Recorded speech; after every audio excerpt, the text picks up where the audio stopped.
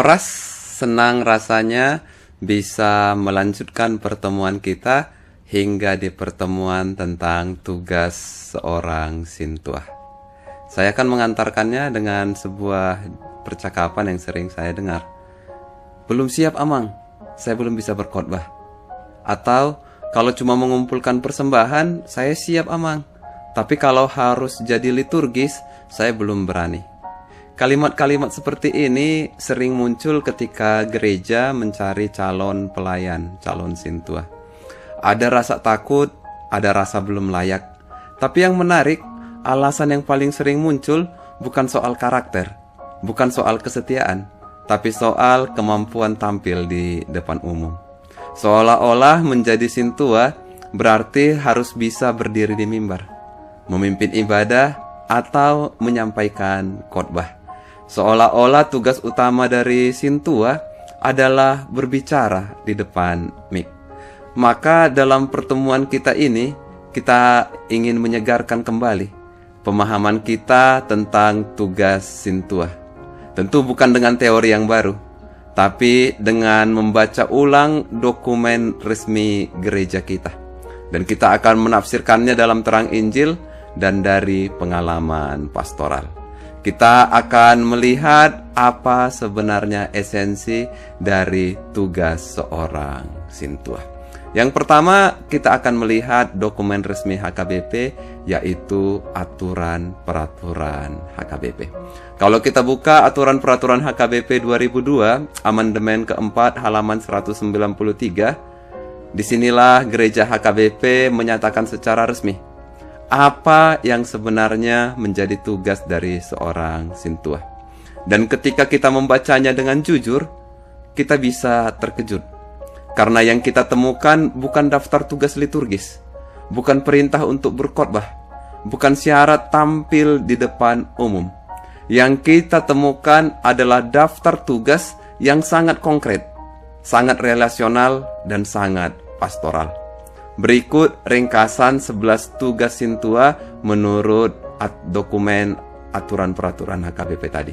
Kenapa menjadi 11? Karena di poin pertama dikatakan tugasnya sesuai dengan apa yang terdapat di agenda HKBP. Jadi saya langsung menggabungnya menjadi 11 poin. Mari kita lihat satu persatu. Yang pertama dikatakan mengamati dan meneliti perilaku jemaat. Yang kedua, mengajak jemaat beribadah dan meneliti alasan ketidakhadiran. Yang ketiga, mengajak anak-anak untuk rajin bersekolah. Yang keempat, mengunjungi orang sakit dan mendoakan mereka. Yang kelima, menghibur yang berduka, merawat yang susah dan miskin. Yang keenam, membimbing orang-orang yang penyembah berhala dan orang-orang yang sesat seperti itu. Yang ketujuh, membantu pengumpulan dana dan tugas pelayanan. Yang kedelapan, melaksanakan baptisan darurat. Yang kesembilan, menyusun statistik warga jemaat. Yang kesepuluh, mengikuti sermon dan rapat penutua. Yang kesebelas, menyampaikan berkat tanpa menumpangkan tangan. Dari daftar ini, kita bisa simpulkan 3 hal penting. Yang pertama, tidak ada perintah untuk berkhotbah. Yang kedua, tidak ada kewajiban untuk memimpin ibadah. Yang ketiga, tidak ada tuntutan untuk tampil di depan umum.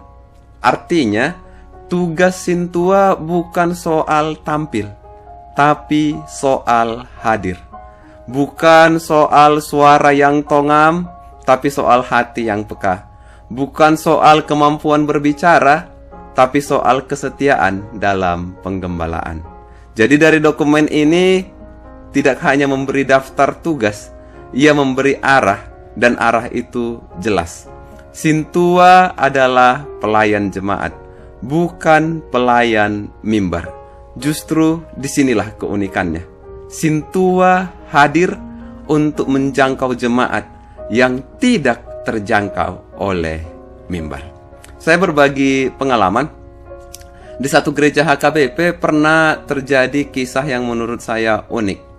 Entah bagaimana, petugas yang membuat jadwal pelayanan hanya membuat 1 kali seorang sintua maragenda dalam 1 tahun. Jika Anda dalam posisi Sintua itu, kira-kira apa respon Anda? Kalau Sintua ini, dia berkata dengan nada kesal, "Hei, apakah kalian tidak mengakui lagi kalau aku ini Sintua? Makanya aku cuma 1 kali saja kalian buat maragenda 1 tahun ini. Jadi, apa lagi tugasku? Jadi aku cuma duduk-duduk aja 1 tahun ini di gereja ini." Bagaimana menyikapi pernyataan seperti itu? Mari kita lanjutkan penjelasannya. Jadi, kita membaca daftar tugas Sintua dalam aturan peraturan HKBP tadi. Satu kata yang tampak dominan adalah kata mengamati. Sintua diminta untuk mengamati perilaku jemaat, meneliti alasan ketidakhadiran, mengenali siapa yang perlu ditegur, siapa yang perlu dikunjungi, siapa yang sedang bergumul dalam diam. Namun, pengamatan yang sejati tidak pernah berdiri sendiri. Pengamatan hanya akan hidup bila disertai dengan satu kata yang lebih dalam, yaitu hadir. Tanpa kehadiran, pengamatan akan berubah menjadi pengawasan. Ia akan terasa dingin, jauh, dan sedikit mengintimidasi. Sintua akan menjadi seperti kamera CCTV rohani, melihat tapi tidak menyentuh. Mari kita membalik urutannya. Bukan kehadiran yang mengikuti pengamatan, melainkan pengamatan yang lahir dari kehadiran. Jadi, kita bisa melihat bahwa mengamati dalam konteks Sintua, dalam spirit agenda HKBP, bukan sekadar melihat dengan mata. Ini adalah melihat dengan hati. Dan hati hanya bisa melihat jika ia hadir. Maka Sintua dipanggil untuk memiliki kepekaan rohani yang menuntut yang pertama kedekatan. Ia harus hidup bersama jemaat, bukannya hanya hadir saat ibadah. Dia harus punya relasi. Ia harus dikenal dan mengenal, bukan hanya mencatat. Dia harus memiliki keteladanan. Ia harus menjadi saksi hidup, bukan hanya pengamat perilaku. Sintua yang tidak hadir dalam kehidupan jemaat akan kehilangan arah pelayanannya. Ia akan sibuk dengan rutinitas, tetapi tidak menyentuh luka. Sebaliknya, Sintua yang hadir dan mengamati dengan kasih akan tahu kapan dia harus bicara, kapan dia harus diam dan mendengar, dan kapan dia harus menangis bersama dengan jemaat. Maka, kita akan mengkonstruksi teologi kehadiran dengan lensa meneladani gembala yang hadir. Jadi, secara teologis mengapa kehadiran seorang Sintua penting? Yang pertama, kita bisa lihat, ini merupakan tindakan meniru Kristus, meniru Yesus, sang gembala yang baik. Yesus gembala kita tidak hanya mengajar dari jauh atau berkhotbah di mimbar. Ia hadir di tengah-tengah dombanya, ia hadir di rumah orang yang dianggap berdosa, di jalan-jalan desa, dan di ruang duka. Maka Sintua dipanggil untuk melakukan hal yang sama, menjadi saksi Kristus bukan di altar, tapi di ambang pintu rumah jemaat. Yang kedua, menjaga tubuh Kristus tetap sehat. Kehadiran adalah bentuk tanggung jawab pastoral. Sama seperti gembala harus dekat dengan dombanya, Sintua harus hadir untuk memastikan tubuh Kristus yaitu jemaat tetap sehat. Tanpa kehadiran Sintua, jemaat yang sakit atau tersesat bisa luput dari perhatian. Yang ketiga, integritas dan keteladanan diri. Siapapun yang ingin mengamati dan membimbing orang lain harus terlebih dahulu membiarkan hidupnya sendiri diamati oleh firman Tuhan. Sintua yang hidup dalam terang akan mampu melihat dengan terang. Sintua yang hadir dalam kasih akan mampu menegur dengan kasih. Intinya, dalam teologi kehadiran berarti kita yakin bahwa Allah hadir di tengah manusia. Sintua hadir untuk menjadi perpanjangan tangan Allah di sektor, di week masing-masing. Tidak hanya berbicara tentang Injil, tetapi menjadi Injil yang hidup di tengah jemaat. Saya pernah diberi tugas untuk membagi jadwal pelayanan Sintua di gereja. Sintuanya lumayan banyak. Rata-rata seorang Sintua akan melayani 4 kali dalam pelayanan yang berbeda. Ada yang maragenda, mengumpulkan persembahan, menjadi haren tahun, pembaca warta, kira-kira seperti itu. Jadi dalam satu jadwal bisa terjadi satu orang sintua dalam 1 bulan akan melayani di gereja, dan bulan depannya tidak ada lagi namanya di dalam daftar pelayan. Maka muncul pernyataan demikian, berarti bulan depan saya sudah bisa cuti ya, kan udah kosong, nggak ada lagi nama di daftar itu. Kita akan lihat, benarkah pemikiran seperti itu? Jika namanya tidak ada dalam daftar pelayanan, apakah memang dia boleh cuti? Ya, kira-kira demikian. Mari kita lanjutkan ke bagian berikutnya. Kehadiran yang menyembuhkan. Kita akan melihat bagaimana penjabaran tugas sintua. Setelah kita menegaskan bahwa kehadiran adalah fondasi dari seluruh pelayanan sintua, kini saatnya kita melihat bagaimana kehadiran itu bekerja secara nyata dalam setiap tugas yang tercantum dalam aturan peraturan HKBP tadi. Kita akan melihat bahwa tugas-tugas ini bukan sekadar daftar kerja, melainkan ekspresi konkret dari kehadiran yang menyembuhkan. Yang pertama, mengamati dan meneliti perilaku jemaat. Jadi di sini kehadiran yang mengenali luka. Sintua yang hadir akan tahu siapa yang sedang menjauh dari gereja, siapa yang sedang terjatuh, siapa yang butuh dipeluk sebelum ditegur. Teguran yang menyembuhkan hanya mungkin lahir dari pengamatan yang lahir dari kehadiran. Maka kalaupun ada jemaat yang harus dikunjungi, disinilah pengamatan sintua perlu. Kalaupun ada jemaat yang harus ditegur di RPP, disinilah ruang itu muncul. Yang kedua, mengajak jemaat beribadah dan meneliti alasan ketidakhadiran. Di sini kita akan melihat bahwa ketidakhadiran dari jemaat seringkali bukan karena malas, tapi karena kecewa, lelah, atau terluka. Sintua yang hadir tidak hanya mengingatkan, tapi dia juga menguatkan. Ia tidak memanggil dengan suara keras, tapi dengan kehadiran yang setia. Yang ketiga, mengajak anak-anak untuk rajin bersekolah.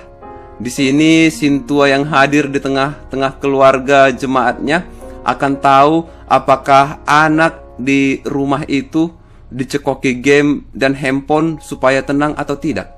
Apakah anak-anak itu sedang takut atau kehilangan semangat. Maka seorang sintua akan menjadi jembatan antara rumah dan harapan, antara anak dan masa depan. Itu harapan dari dokumen HKBP tentang tugas sintua. Yang keempat, mengunjungi orang sakit dan mendoakan mereka. Ada kehadiran sintua yang menguatkan jiwa. Sintua tidak membawa obat, tapi membawa pengharapan. Doanya bukan formalitas, tapi pelukan rohani yang hangat. Ia tidak menyembuhkan tubuh, tapi menguatkan iman. Yang kelima, menghibur yang berduka, merawat yang susah dan yang miskin. Jadi, kehadiran seorang sintua tidak lari dari penderitaan. Sintua yang hadir tidak menawarkan solusi instan, tapi kesetiaan. Ia duduk bersama anggota jemaat yang berduka bukan untuk menjelaskan, tapi untuk menangis bersama dan berharap kekuatan dari Tuhan. Yang keenam, membimbing penyembah berhala dan orang sesat. Jadi ada kehadiran yang menuntun orang untuk pulang. Ini bukan tugas berapologetik, tapi pemulihan relasi dengan Kristus. Sintua yang hadir bukan sedang datang sebagai hakim yang menghakimi, tapi datang sebagai seorang sahabat yang berjalan bersama. Ia tidak membawa argumen, tapi membawa kasih yang sabar. Jadi kalau kita berefleksi, jika kita jujur membaca keenam tugas pertama ini, kita akan sadar semuanya hanya bisa dilakukan oleh sintua yang hadir. Bukan hanya hadir di gereja, tapi hadir di tengah kehidupan jemaat. Bukan hanya hadir saat ibadah, tapi hadir saat luka. Dan dari kehadiran itulah lahir pengamatan yang menyembuhkan, teguran yang membangun, dan pelayanan yang menghidupkan. Kemudian kita akan melanjutkan. Setelah kita melihat bahwa 6 tugas pertama Sintua adalah ekspresi langsung dari kehadiran yang menyembuhkan, kita tidak boleh berhenti di sana. Masih ada 5 tugas lain yang tampak lebih administratif atau struktural. Tapi jika dibaca dengan mata kasih, kita akan melihat bahwa semuanya bertumpu pada satu hal, kehadiran yang hidup dan operatif. Maka tugas yang ketujuh, membantu pengumpulan dana dan tugas pelayanan kerajaan Allah. Sintua yang hadir di tengah jemaat akan tahu bagaimana mengajak agar jemaat mau berpartisipasi dengan empati, bukan dengan tekanan. Ia tidak hanya hadir meminta dana, tapi mengajak jemaat ikut serta dalam misi Allah. Kehadirannya membangun kepercayaan, dan dari kepercayaan lahirlah kemurahan hati. Yang kedelapan, melaksanakan baptisan darurat. Jadi, baptisan darurat bukan tugas rutin. Ia terjadi dalam situasi krisis. Sintua perlu selalu mempersiapkan diri untuk ini. Jadi, perlu sekali bagi seorang Sintua untuk tahu apa yang harus dilakukan.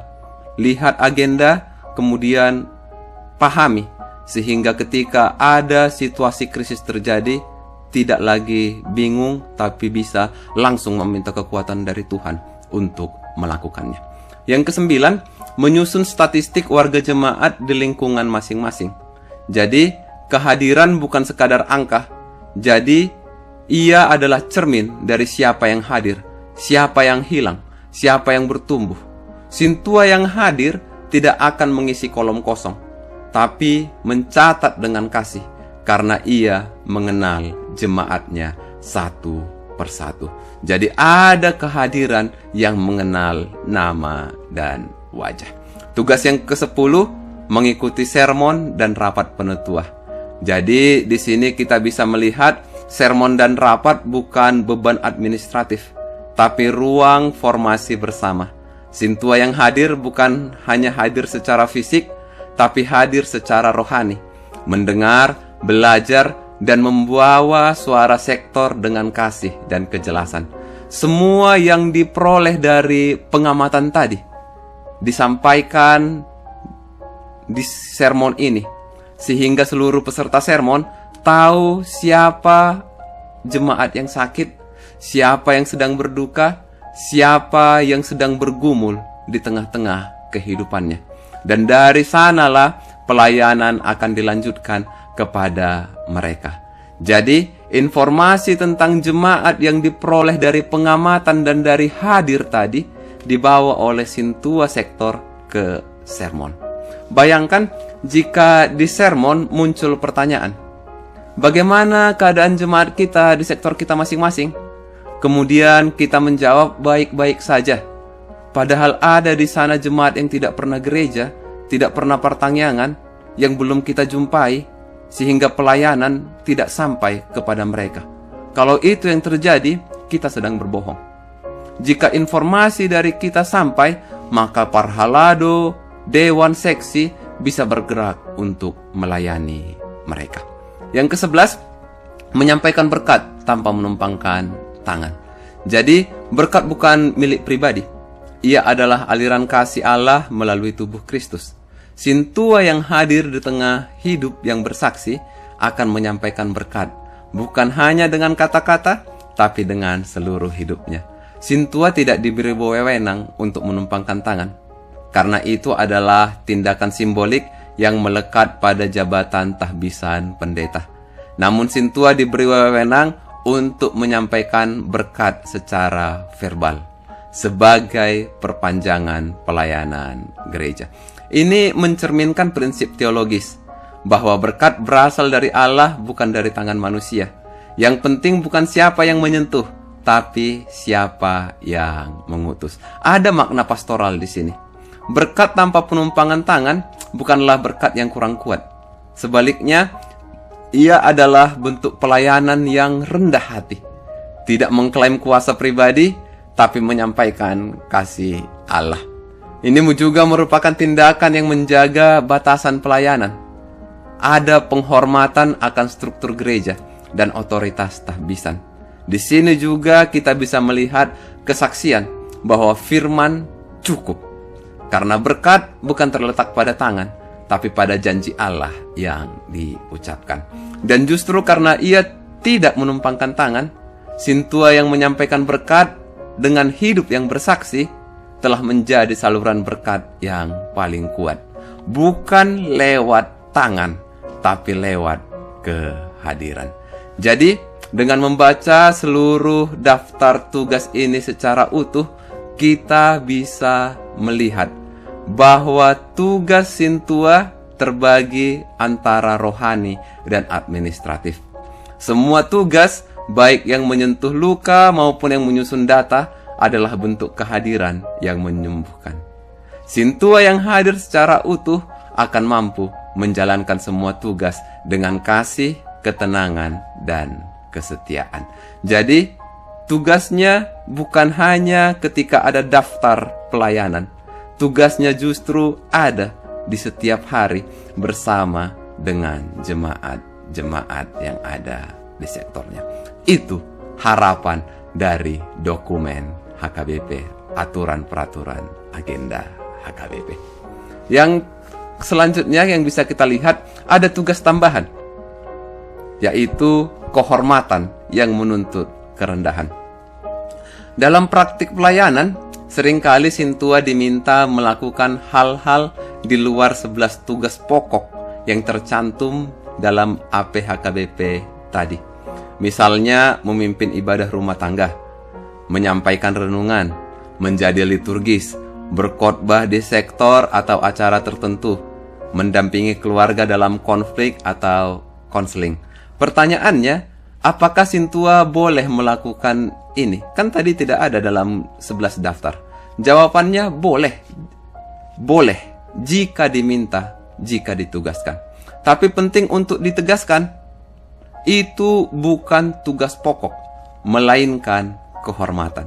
Ingat, bukan tugas pokok, melainkan kehormatan. Maka kita bisa melihat bahwa kehormatan tidak sama dengan hak. Tugas tambahan bukan hak pribadi.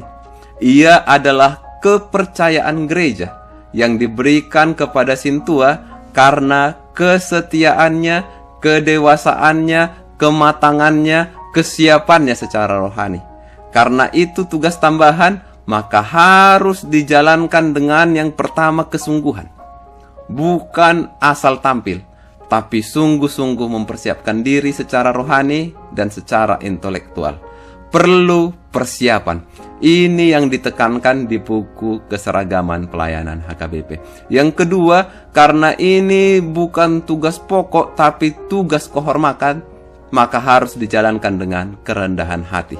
Sadar bahwa tugas ini bukan untuk menunjukkan kemampuan, tapi untuk melayani jemaat dan memuliakan Tuhan. Karena ini adalah tugas kehormatan, kita juga harus menunjukkan ketaatan struktural. Hanya dilakukan jika diminta oleh pendeta atau majelis, bukan atas inisiatif pribadi. Jadi, Sintua yang diminta berkhotbah, misalnya, harus tahu, ia tidak sedang menggantikan pendeta. Ia sedang meminjam suara gereja untuk menyampaikan kasih Allah. Dan karena itu, ia harus berdiri bukan dengan percaya diri, tapi dengan takut akan Tuhan. Maka kita bisa melihat tugas tambahan ini harus lahir dari kehadiran. Kita tidak boleh membalik urutan. Tugas pokok Sintua adalah hadir, mengamati, membimbing, menghibur, dan mendampingi jemaat. Tugas tambahan ini jika ada, harus lahir dari kehadiran yang setia, bukan dari ambisi untuk tampil. Jadi kesimpulannya, jika ada tugas lain di luar 11 tugas pokok, ini bukan beban tambahan. Ini bukan beban tambahan. Itu bagian kehormatan pelayanan. Kehormatan pelayanan. Maka jangan menolak, jangan juga mencari alasan. Lakukan dengan bertanggung jawab dalam tuntunan Tuhan. Karena itu adalah kehormatan. Itu adalah anugerah. Dan kehormatan itu hanya layak dijalankan oleh Sintua yang sudah hadir di tengah jemaat, yang sudah dikenal karena kesetiaannya dan bersedia melayani dengan rendah hati, bukan dengan sorotan. Jika belum, masih ada waktu, mulailah berbenah ke arah yang lebih baik. Karena dalam pelayanan gereja, yang paling layak tampil di depan adalah mereka yang paling setia hadir di kehidupan jemaat. Jadi, kesimpulan umum, sintua yang hadir adalah sintua yang menyembuhkan. Ketika kita membaca ulang tugas-tugas sintua dalam aturan-peraturan HKBP tadi, kita menemukan sesuatu yang sangat mendalam. Tugas sintua bukan soal tampil, tapi soal hadir. Bukan soal suara di mimbar, tapi soal kesetiaan di lorong-lorong kehidupan. Seluruh tugas tadi yang tercantum tadi, dari mengamati perilaku hingga menyampaikan berkat, adalah ekspresi dari satu spiritualitas yang sama, kehadiran yang menyembuhkan. Sintua yang hadir akan mengenali luka sebelum menegur. Sintua yang hadir akan membangkitkan kerinduan sebelum mengajak. Sintua yang hadir akan menguatkan jiwa sebelum mendoakan. Sintua yang hadir akan menangis bersama sebelum memberi nasihat. Dan bahkan tugas-tugas yang tampak administratif seperti menyusun statistik atau mengikuti sermon menjadi bermakna jika dijalankan oleh sintua yang hadir dengan kasih dan integritas. Tugas tambahan seperti berkhotbah, maragenda, membaca warta, menerima tamu, haret tahun, mengumpulkan persembahan bukanlah kewajiban. Ingat, bukan kewajiban, melainkan kehormatan. Dan kehormatan itu hanya layak dijalankan oleh mereka yang sudah dikenal karena kehadirannya, bukan karena kemampuannya tampil. Maka jika ada calon sintua yang berkata, saya belum siap karena belum bisa berkhotbah, jawaban kita untuk dia bukan belajarlah berbicara, belajarlah public speaking, bukan, tapi hadirlah dulu, karena dari kehadiran semua pelayanan akan hidup. Maka kita bisa melihat sintua yang hadir akan memiliki keterampilan dan senjata pelayanan. Kehadiran bukan sekadar berada di tempat, ia adalah spiritualitas yang menuntut keterampilan, kedalaman rohani, dan pemahaman yang benar. Sintua yang hadir secara utuh bukan hanya menyentuh jemaat, tapi membawa terang Kristus dan kejelasan gereja. Maka untuk dapat hadir secara menyembuhkan, sintua perlu dibekali dengan dua hal. Yang pertama, keterampilan kehadiran. Yang kedua, senjata pengetahuan Alkitab dan dokumen HKBP. Keduanya harus berjalan bersama. Tanpa keterampilan, pengetahuan menjadi kering. Tanpa pengetahuan, keterampilan menjadi kabur. Yang pertama, keterampilan kehadiran sintua. Kita bisa melihat ada aspek kehadiran rohani. Sintua harus hadir sebagai pribadi yang berakar dalam firman dan doa. Ia bukan hanya membawa tubuhnya, tapi membawa terang Kristus. Ia hadir dengan ketenangan, bukan dengan ambisi. Yang kedua, mendengar dengan aktif. Sintua harus mampu mendengar dengan empati, membaca bahasa tubuh, dan menangkap luka yang tidak diucapkan. Ia tidak tergesa-gesa untuk berbicara. Ia tidak tergesa-gesa untuk memberi solusi, tapi memberi ruang untuk pulih dari jemaat yang ditemuinya. Yang ketiga, ada relasi yang tulus. Sintua membangun kepercayaan melalui konsistensi, kesetiaan, dan keteladanan. Ia hadir bukan sebagai pengamat, tetapi sebagai sahabat rohani. Yang keempat, ada observasi kontekstual. Sintua mampu melihat dengan kasih, mengenali dinamika jemaat, dan membaca tanda-tanda kecil yang menunjukkan pergumulan. Ia tidak curiga, tapi dia peka. Yang kelima, ada komunikasi pastoral. Sintua berbicara dengan kasih dan kejelasan. Ia tahu kapan harus bicara, kapan harus diam, dan kapan harus menangis bersama. Yang terakhir, ada manajemen diri dan waktu. Sintua menjaga keseimbangan antara pelayanannya dengan pekerjaan dia dan keluarganya. Ia tidak kelelahan karena pelayanan, tapi dia menemukan sukacita di dalamnya. Yang kedua, senjata pengetahuan dari seorang sintua, Alkitab dan dokumen HKBP. Seorang sintua harus memiliki pemahaman Alkitab. Sintua harus mengerti narasi besar Alkitab. Ini yang sudah kita bahas di pertemuan-pertemuan kita sebelumnya. Dari penciptaan hingga pemulihan. Ia membaca firman bukan untuk mengoreksi orang lain, tapi untuk menerangi hidupnya sendiri. Ia tahu bahwa pelayanan bukan tentang tahu banyak, tapi tentang hidup dalam terang. Sintua juga perlu memahami dokumen HKBP. Sintua harus memahami isi dan semangat aturan HKBP dan dokumen-dokumen yang lain. Ini juga sudah kita terangkan di pertemuan sebelumnya. Ia tahu batas dan wewenangnya, tahu tugas pokoknya, dan tahu bahwa tugas tambahan adalah kehormatan, bukan hak. Ia membaca dokumen bukan sebagai beban, tapi sebagai penuntun pelayanan. Jadi, sintua yang hadir adalah sintua yang berakar dan terampil.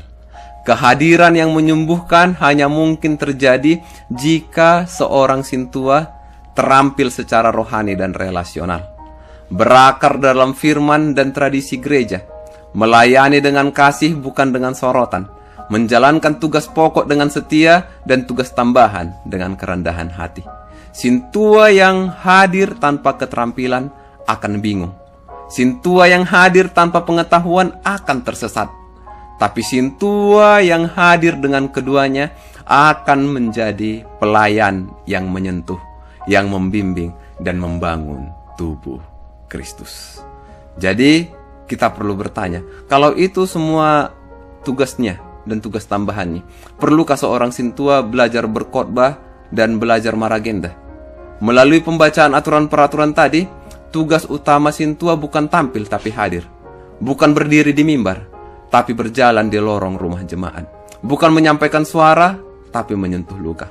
Namun apakah itu berarti sintua tidak perlu belajar berkhotbah dan maragenda? Justru sebaliknya. Ia perlu belajar, bukan karena itu tugas pokoknya, tapi karena itu kehormatan, karena itu anugerah. Jika suatu saat sintua diminta memimpin ibadah rumah tangga, menyampaikan khotbah di sektor, renungan di sektor, atau berkhotbah dalam keadaan-keadaan darurat, ia harus melakukannya dengan rasa tanggung jawab. Jangan dengan rasa asal bisa, tapi dengan kesungguhan dan kerendahan hati. Ia tidak sedang menggantikan seseorang, tidak. Ia sedang meminjam suara gereja untuk menyampaikan kasih Allah. Dan karena itu, ia harus berdiri bukan dengan percaya diri, tapi dengan takut akan Tuhan. Maka, belajar liturgi dan khotbah bukanlah ambisi untuk tampil. Itu adalah bentuk kesiapan untuk melayani dengan benar jika dipercaya, jika ditugaskan. Ia adalah buah dari kehadiran yang setia.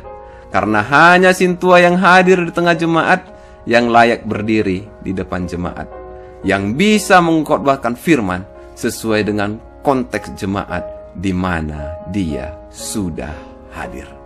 Dan agar kehadiran itu tidak kosong, sintua perlu dua senjata utama tadi. Kembali lagi diingatkan, pemahaman Alkitab dan pemahaman akan dokumen HKBP.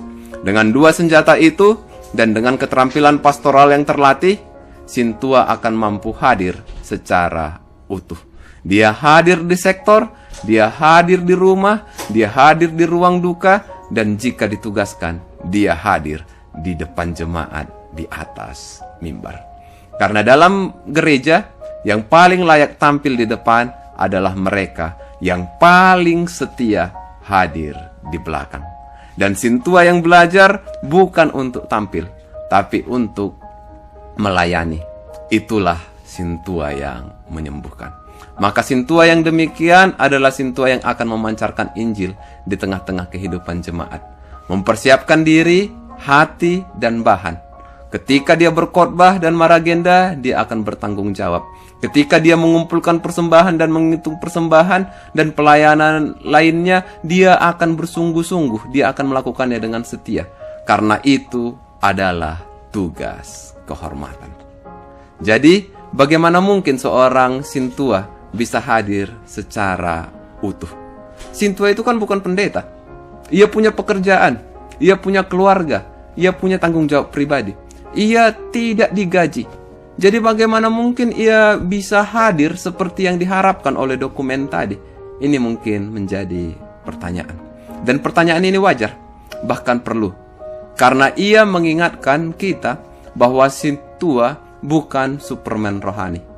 Ia adalah manusia biasa, dengan luka, dengan lelah, dengan keterbatasan. Tapi justru di sanalah letak kekuatan pelayanannya. Sintua tidak hadir karena ia punya waktu. Ia hadir karena ia punya panggilan. Jadi ingat, sintua tidak hadir bukan karena ia punya waktu, tapi ia hadir karena ia punya panggilan. Ini yang diingatkan di pertemuan awal ini. Ia tidak melayani karena ia digaji, melainkan karena ia dipanggil untuk menjadi wajah Kristus di tengah jemaat. Dia dipanggil bukan untuk digaji, tapi ia melayani karena ia dipanggil untuk menjadi Kristus di tengah jemaat. Dan justru karena ia tidak digaji, kehadirannya menjadi lebih murni. Ia tidak hadir karena sistem, tapi karena kasih.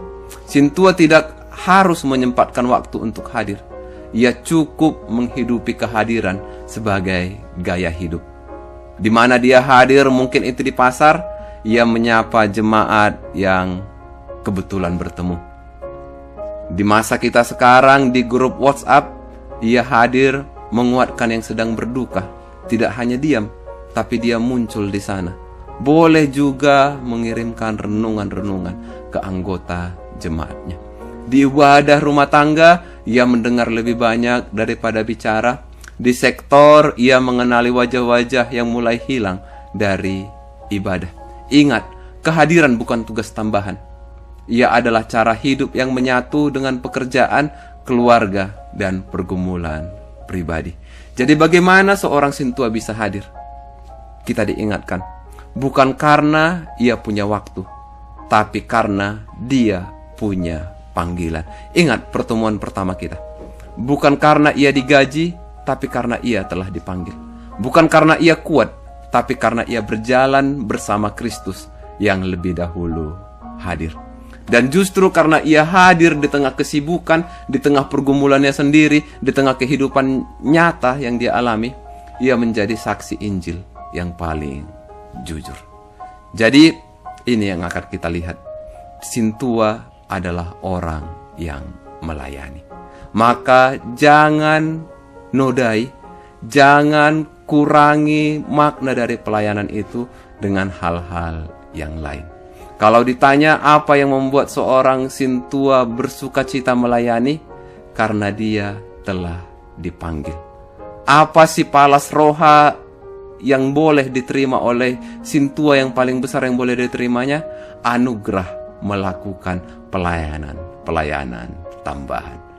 Maka bersyukurlah jika diberikan tugas. Bersyukurlah jika diberikan tanggung jawab untuk melayani. Karena itu adalah kehormatan. Karena itu adalah anugerah. Jadi, ibu bapak saudara-saudari yang terkasih dalam nama Tuhan Yesus Kristus, selamat melayani, selamat bersukacita, karena ini adalah panggilan, karena ini adalah kehormatan, karena ini adalah anugerah. Jangan turunkan nilai kehormatan yang sudah diperoleh. Jangan turunkan nilai anugerah yang sudah kita peroleh dengan hal-hal lain yang kita harapkan lebih dari itu. Semoga kita bisa bersukacita terus melayani dalam gerejanya dan dalam kehidupan jemaatnya. Amin. Tuhan menguatkan.